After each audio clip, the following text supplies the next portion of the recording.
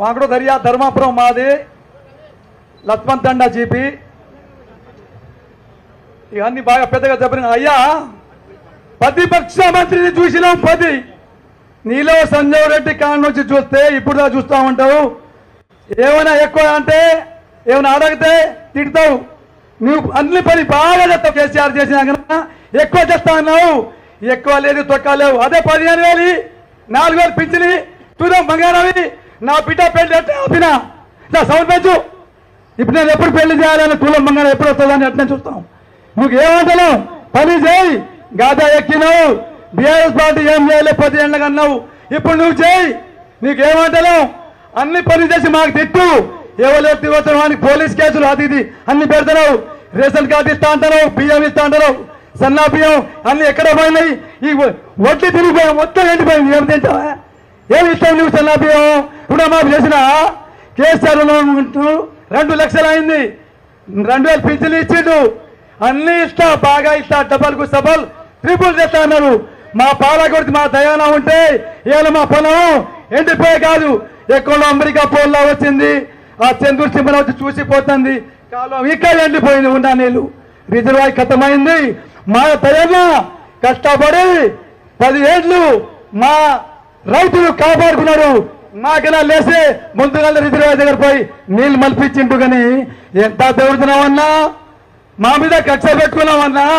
రేవంత్ అన్నా డబ్బులకు సభలకు తిరుపులు చేస్తారు ఒక్కొక్క రైతు ఇంట్లకు 10 లక్షలు 5 లక్షలు ఏదో అన్నావు అబద్ధం ఎందుకు చెప్పి కాదా ఎక్కినావు మా కేసీఆర్ అన్నా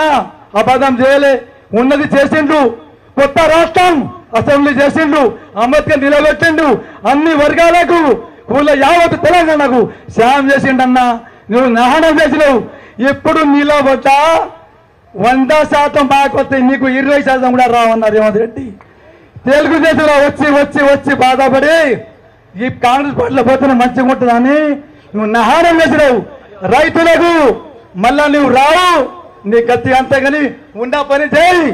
ఏమన్నా ఉంటే పోలీసులకు పంపిస్తావు ఆ తండ్రి కార్యక్రమంలో కొట్టరా వాంతిట్లా ఇదేనా నీ ముఖ్యమంత్రితనం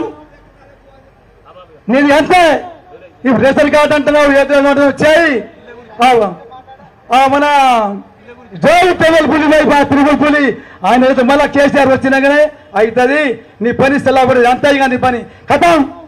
అన్న నా పేరు దయాకర్ మా ఊరు నీర్మాల నేను కేసీఆర్ ప్రభుత్వంలో ఉన్నప్పుడు హైదరాబాద్లో ఉండేటోడిని హైదరాబాద్లో ఉండకుండా జాబ్ చేసేటోని ప్రైవేట్ ఉద్యోగం చేసిన నేను ఒక డిగ్రీ కంప్లీట్ అయిపోయింది అది సార్ చేసిన పథకాలు నీళ్ళను చూసి సార్ నిజంగా నేను నాకున్న 4 ఎకరాల భూమిని దున్నుకుందామని ఊరికి వచ్చి మా నాన్నతో ఉంటున్నా కానీ ఏనాడు కూడా నాకు కరువు రాలే నిమ్మలంగా దున్నుకుంటున్నాం పొలం వేసుకుంటున్నాం మాకు బాగానే ఉన్నది కానీ లాస్ట్ ఇయర్ ఎండిపోయింది మళ్ళీ ఈ ఇయర్ వచ్చేసరికి కూడా ఒక్క నీళ్ళ చుక్కలేదు మాది వాస్తవానికి ఏంటంటే సింగరాజపల్లి చెరువు కింద మా నీళ్ళు మాకు బోర్లు లేవు బావులు లేవు అక్కడ ఆ చెరువు నిండిందంటే మాకు రెండు కార్లు అండి సంవత్సరం పంట వండేది ఆ ఊళ్ళకి కానీ మా ఊళ్ళకి కానీ మాకు ఒక్క చుక్క నీళ్ళు లేవు సార్ లాస్ట్ ఇయర్ అయితే మాకు నిర్మాల నుండి మన మడిపడిగా నుంచి మాసనపల్లి దాకా చెర్ల నీళ్ళు పట్టి ఆవురలు కూడా బతికే గుండాల మండలం అది అక్కడ దాకా నీళ్ళు పోయినాయి సార్ మాకు అది కానీ ఈసారి ఒక్క చుక్క నీళ్ళు లేవు మాకు వాగే ఎండిపోయింది మా చిన్న వాగు కూడా ఎండిపోయింది చెరువు ఎండిపోయింది అక్కడున్న ఆ చెరువు కింద ఉన్న రైతులందరూ మేము 4 ఎకరాలు వేసుకున్నాం ఇప్పుడు ప్రజెంట్లీ 2 ఎకరాలే వాడుతుంది 2 ఎకరాలు ఎండిపోయింది సార్ ఏం చేయలేదో అర్థం కాలే ఒక ఏడుపు ఒకటే ఆఖరికి బంగారం కుదబెట్టి కూడా పెట్టుబడి పెట్టినాం మేము ఈ తెలంగాణ వచ్చినాక బాగుపడతాం ఉద్యోగాలు వచ్చినా సరే రాకున్నా సరే అనే ఉద్దేశంతో వచ్చి రైతుగా నాకున్న భూమిలో రైతుగా నేను దున్నుకొని బతున్నా కానీ రేవంత్ రెడ్డి ప్రభుత్వం వచ్చినాక మరీ ఘోరం అయిపోయింది సార్ ఒక్క నీళ్ళ సుక్కలేదు మాకు కానీ రైతు బంధు వచ్చేది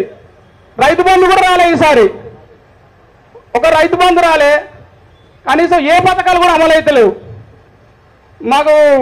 రుణమాఫీ కూడా కాలే ఇంతవరకు కూడా రుణమాఫీ కూడా కాలే బ్యాంక్ వాళ్ళ దగ్గరికి వెళ్తే బ్యాంక్ అంటాడు బ్యాంక్ అయినా అంటాడు మేము లిస్టు పంపించినా మీ పేరు రాలేదని అంటాడు మరి నువ్వు చేసినా అని చెప్పుకుంటేవి వీడికి వచ్చే వరకు మళ్ళీ రుణమాఫీ లేనే లేదా మరి ఎవరిని అడగాలి మేము ఎవరిని అడగాలి సార్ మేము ఏం చేయలేని పరిస్థితి అయిపోయింది ఇక మేడం పోయా అమెరికాలో ఉంటుంది పంట వండేటప్పుడు ఏమో ఆడున్నది పంట ఎండిపోయినాక వచ్చి నీళ్ళు తెప్పంటే ఏడుంటాయి సార్ ఇక్కడ. మా దయాకర్ రావు సార్ ఉన్నప్పుడు వద్దు సార్ మాకు నీళ్ళు అన్నాం మేము, మాకు నీళ్ళు ఆపండి సార్, మాకు వద్దు లేనిదికి పంపేయండి సార్ అన్నాం. కానీ అట్నే వచ్చేసినాయి మాకు నీళ్ళు, వద్దని మొత్తుకున్నాం. కానీ ఈసారి కావాలంటే కూడా ఒక సుక్క నీళ్ళు ఎత్తలేము మాకు. ఎవరు చెప్పుకోవాలి సార్ మేము? మళ్ళీ మేము పట్నం వలసపోయే పరిస్థితి వచ్చింది. మళ్ళీ